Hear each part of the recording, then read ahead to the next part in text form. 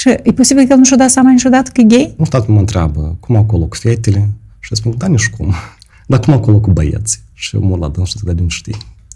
Gayilor li se spunea florentini. Zic că apar foarte mulți bărbați căsătoriți cu copii care caută băieți pentru o noapte sau caută aventuri și mai departe. E posibil că femeile astea nu-și dau seama niciodată și nici nu pot să-l ajute și nici nu sunt pregătite să-l ajute? Părinți când află că copilul sunt gay, îl nu de acasă, îi las fără bani, asta Îl nu pedepsesc. Da.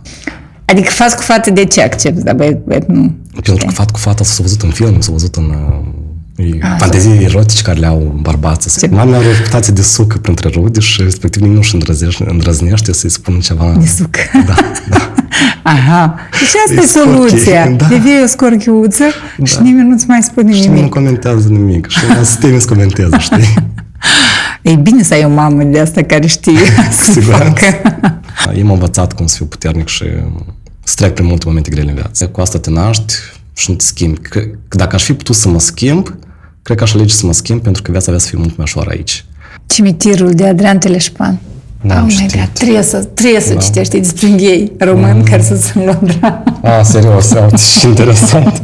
El e comedie. Super, și mai gay. E o carte care să citești într-o noapte, eu te asigur. Super.